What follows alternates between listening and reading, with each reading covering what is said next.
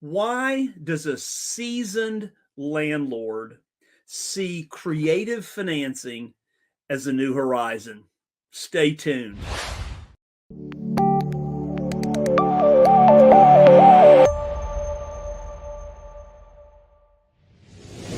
Well, welcome to this week's edition of NoteSchool TV, where, every week we bring you the most amazing guests, which we certainly have for you today, as well as the most amazing content. So, do a couple of things for me. We're going to bring Mr. Eddie on here in just a minute, but do a couple of things, right? Three things, actually. Number one, hit the bell notification so that you will be made aware, when we go live every week. When do we go live? 11:05 Central.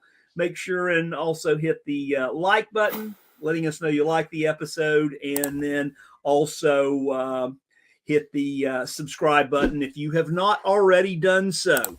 Also, please make sure and send us your comments. We love hearing from you, what you think of our guests, the show, the content, all of those things that you would like to hear us talk about in the future. So make sure and continue to send those comments. And also do another favor for us, and that would be share these episodes of NoteSchool TV with your colleagues, with your friends, with your business associates, whomever that may be. We would love to have you just share these weekly shows with any and everyone that you know.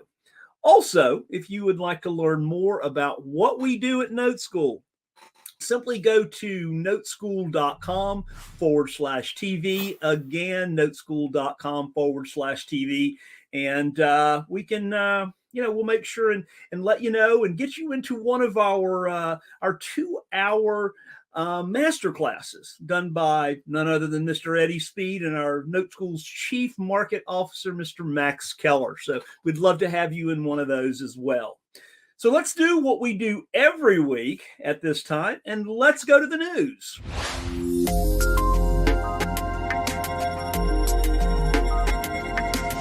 Well, as most of you know by now, last week, Chairman of the Fed, Mr. Jerome Powell, he raised the interest rates, another 25 basis points, another 25 percentage points. And guys, that marks the 10th time the Fed has raised its benchmark interest rate over the past year. Fastest pace of tightening since the 1980s. Yeah, Eddie started in the note business in 1980, and you've heard him say mortgage interest rates were, they were about 18% or so. So, we'll see what happens as we move forward with that. Here's another little piece. Mortgage demand drops as bank failures hit jumbo rates as well. So not only, I was looking just a minute ago, and if you have a 800 plus credit score with 20% down and your debt to income ratios fit into that category, you can get a 6.5% interest rate, right? And jumbo loans were even a little bit less than that because some of the regional banks would give borrowers a better rate on a jumbo so that they would bring their business in, right? Doctors, lawyers, entrepreneurs, business folks who had a lot of capital, and they would bring that in. So rates are interesting. The average rate for somebody that has about a 750 credit score is going to be about 7.126%. Mortgage applications to purchase a home dropped 2% last week, and the spread between conforming and jumbos has narrowed again. So more on that. And then finally, from Societe Generale, European think tank, they say a credit crunch could more than double the rate that some U.S. companies default on their debts. Current lending standards imply a rise in defaults to 8.4%, more than twice the long-run average, and well above the current U.S. high-yield spreads imply.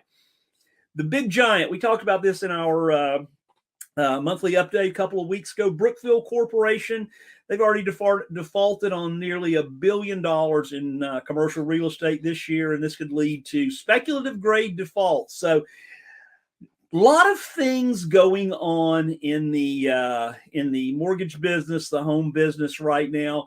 And again, we share these things with you for one reason, and that is because we know that we can show you, we can teach you how to close more deals if you know creative financing.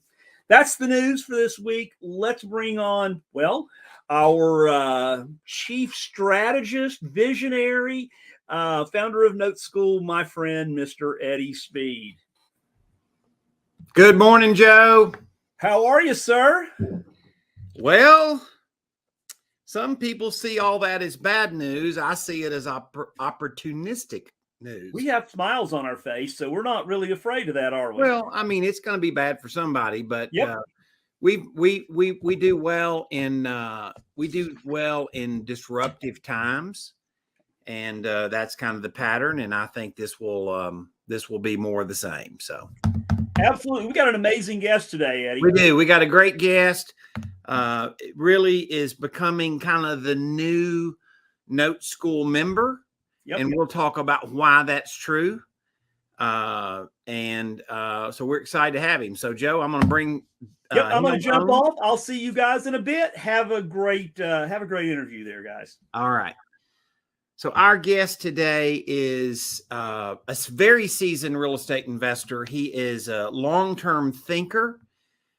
He's a wealth builder, and I think it's really interesting that looking at all the strategic moves he could make, that he made a conscious decision to move towards notes and what we do this year. And we're going to have him on, and we are going to talk about that. So from Birmingham, Alabama, Mr. Jay Benoit. Hey, how are you? I'm doing well, thanks. Thanks for having me. So how's the Birmingham world? Pretty good, actually. We're actually getting a spring this year. That's good. That's good. Well, Jay, I got to know you. You and I were in a mastermind that had a lot of high volume real estate investors. In fact, it seemed like almost every time you end up, they break up into several rooms, but it seemed like several times you and I were in the same room. And I think we got to share each other's story a little bit in those hot seats, right? Yeah. And so I was really glad to hear from you earlier this year. And I realized that when we were talking, you had really thought about this. You had really considered, a lot of variables and stuff. You've done well. You've got a significant portfolio of rentals with very little debt. And so you started looking at some strategic decisions. I want to talk about that. What were you thinking? Yeah, so it's long term. Like you said, I'm always thinking long term. And I'm really a businessman who's looking to develop my lifestyle. How can I enjoy my lifestyle? How can I think about my lifestyle today and what I want to do 20 years from now and 30 years and 40 years from now, et cetera. So I'm always thinking about that. How do I grow my portfolio? How do I grow my cash flow? How do I grow my retirement income? All of those things. Yeah. And so I've seen the pattern that I've been on. I've developed many, many patterns similar to mine with my clients over the 20 plus years I've been doing this, growing many portfolios, turnkey portfolios, whether it was acquisitions or whether it was building those turnkey portfolios. So we've seen just about anything and everything that can be done. I've also found that when I acquired property, if I acquired it with a seller financing model, that's where I realized my quickest acceleration of my personal financial growth. So studying the financial models was just a very natural decision for me. Yeah. So when we originally talked about this, you made lifestyle and freedom a number one, right? Correct. Now, just so you know this, Jay, I'm telling the audience, Jay, you're not some small time burnout landlord. You have a property management machine that you've built. Correct. So it wasn't about, oh my God, these rentals are making me pull my hair out. Most small time landlords don't run rentals like a business. you run rentals like a business. And so that really wasn't the objection. The objection was what I thought was really even a better thought than, oh my God, these rentals are making me crazy. And a lot of small time people clearly find that, right? But you were looking at it tactically from saying, what transition in the market, where do I want to be in the next few years? And you decided you were wanting to move towards being the bank versus the landlord. Correct. Meaning that you were looking at owner financing your rentals. That's right. As I looked back in history of the 20 plus years that I've been a landlord, even property management to some aspects, because I know some of my clients who paid cash and I know some of my clients who did not pay cash and had some leverage. I was able to see through all of those different lenses that the person that won, no matter what, every single month was the lender. That's worth repeating.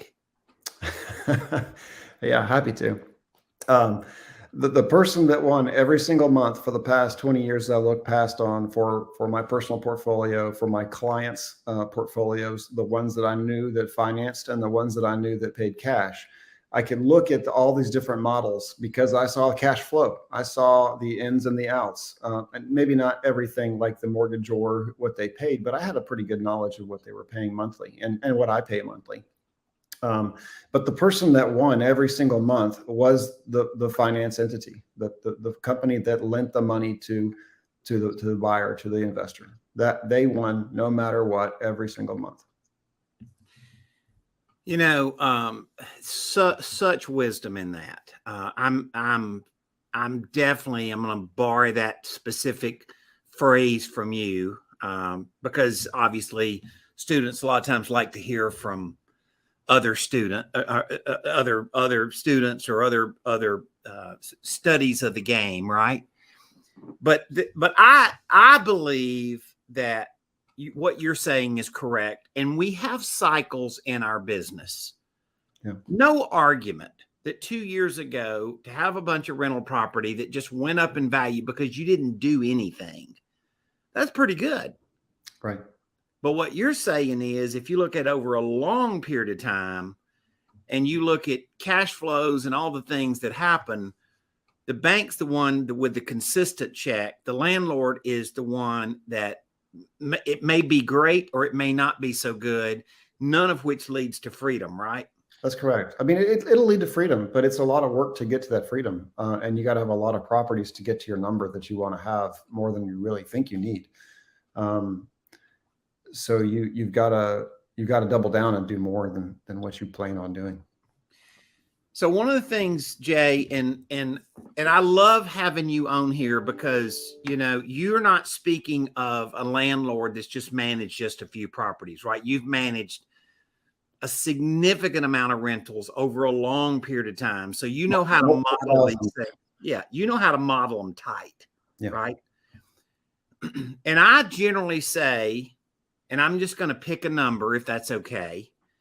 If you owned a rental with no mortgage and your net income was $750 a month and you noted it, you almost always are going to get $1,500 a month as a mortgage payment if you own or finance it, right? Somewhere in that math, because you don't have any expenses. You're the bank. You're not the landlord. You're not responsible for all that. And I guess what you're saying is you look at times when the rental was worse than that number, right? Yeah, I've been through the up and through the down. And Birmingham's a stable market. We don't have a lot of appreciation. We have in the past couple of years, like the rest of the nation has experienced appreciation. But I've always purchased my rental properties for cash flow, not for appreciation. And I've always instructed all of my clients to do the same. I think if you don't do it that way, you're probably asking for a problem. But you're never going to get a similar cash flow as a landlord that you would as a note holder. So another thing that as we kind of progressed and you and I got to know each other, as we talked about, was these unique tax strategies that are available to owner finance, right? Because if you sell your rental for cash, capital gains, all the money's due today, right? Correct. But if you lay it down and you take those payments over time, then the IRS says, okay, you pay the capital gains, or capital gains tax, or capital gains is assessed the year you get the money, not the year you sell it. And potentially, that could even mean that if you didn't hit a taxable threshold, you might pay nothing on the capital gains. Potentially. And that depends on what size your portfolio is and your some other income variables. It's not an absolute, but it's a pretty good thing that, you know, to go reinvent yourself. And so I want to talk about this. You flipped the switch and you're starting to owner finance some of your rentals. What does that look like? As far as the process, or yeah, like who do you sell to? What is that process? You know, if you look back, what would that vantage point look like? I'm still fairly new in the program, Eddie, as you know. Right. So I've not quite got to the finish line with one just yet. You called me with a killer deal the other day. Yeah, that's one of my rental properties. Probably won't talk about that one, but essentially what happens is, as the tenants vacate and it becomes an empty property, I'll go in and I'll fix them up really nice, or to the point where I can sell them to a homeowner. Yeah. I'm going to advertise in Facebook. I'm going to advertise in MLS. I'm going to really put the marketing out there to try to find a deserving buyer with large down. And so going through, weeding out the right folks, finding the person that will meet that criteria, using the underwriters to help me with that process, and then having the servicing company take care of that monthly obligation for me. All I'm doing at that point is receiving the monthly check from the servicing company. And I don't have any toilets or termites or any other repairs to deal with. I don't have any taxes to deal with. I don't have anything with that property other than the monthly income. You're the bank. I'm the bank. And because you have no expenses, it's probably at least double your income compared to just renting it. And you get a check for a long time in the future. You know, Jay, that I have received a message this week. Now understand, we're in the middle of the week, right? But this week I have received a message from at least 3 other people, 2 of which I know you know because they're in a mastermind with us.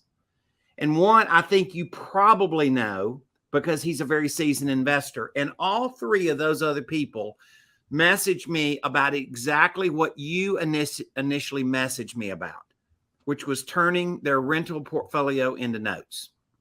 It's the next step. But once you become a seasoned person, you don't want to go to that lifetime solution of owning the properties and managing the properties. If you're looking for that lifestyle solution, it's the next step for sure. And here's the thing about it. The timing of it's good because right now you can owner finance and carry a pretty significant rate. You hear one of the best mortgage rates out there right now is about 7. You heard Joe say that in the opening. You can carry it from 8 to 9%. Probably with no problem, and not financing somebody that's problematic, but probably carrying somebody that's the odds of that loan being sticky and paying really, really well, payments being sticky paying, right?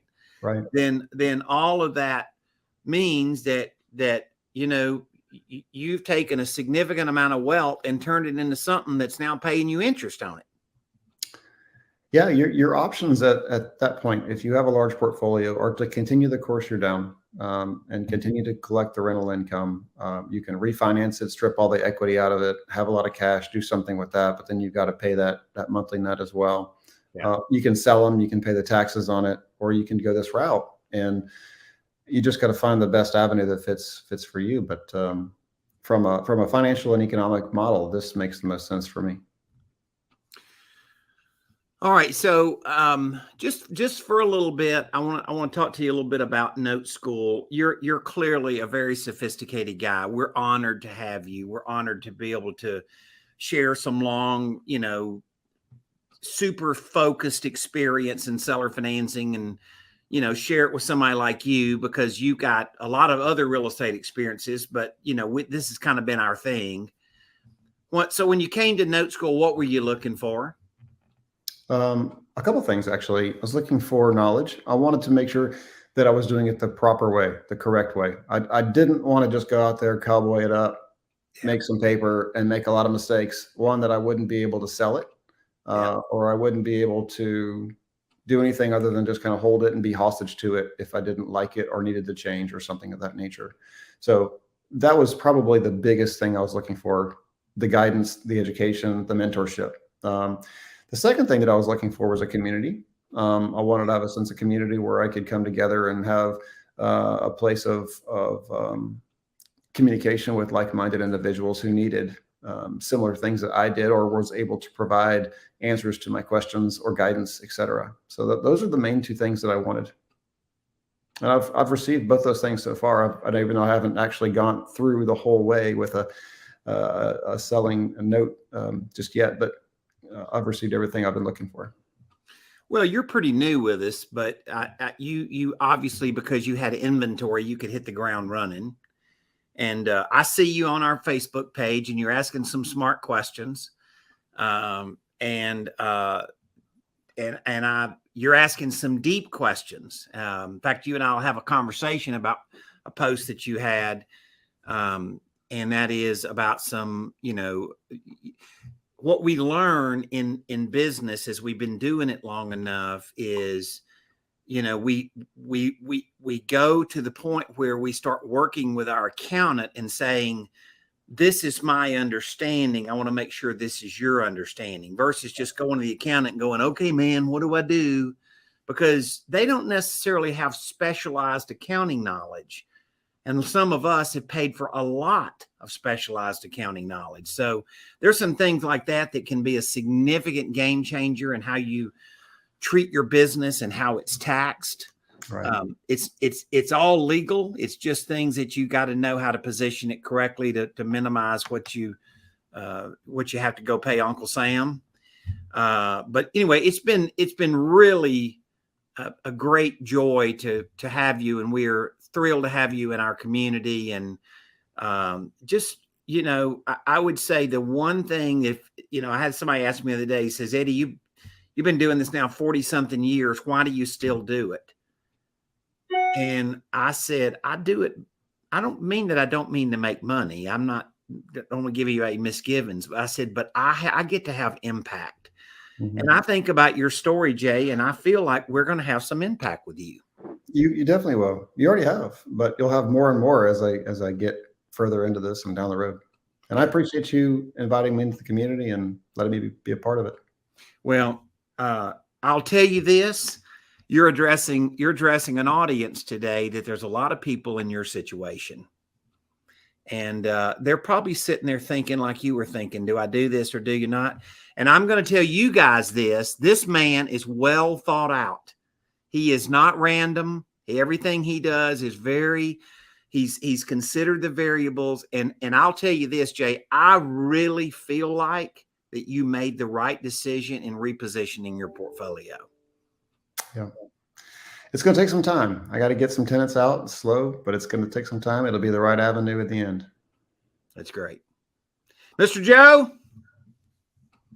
Sure. So I remember it was a couple of months ago, Jay, 3-day class. We were talking about rentals, and Jay said, Eddie, he typed in the thing. He said, no, don't keep knocking my rentals. You remember that, Jay? Yeah. And you manage a lot. I mean, am I saying at 650 or am I saying too many? It's more than that. We manage more than that. So I just Yeah. wanted to get that out there. I don't know if you got, but yeah, more than 650 rentals. And I didn't want to misspeak or overstate it, but yeah, like Eddie said, Jay, you're the real thing. And Jay's modest, but he's Yep. he's got a real business. But yeah.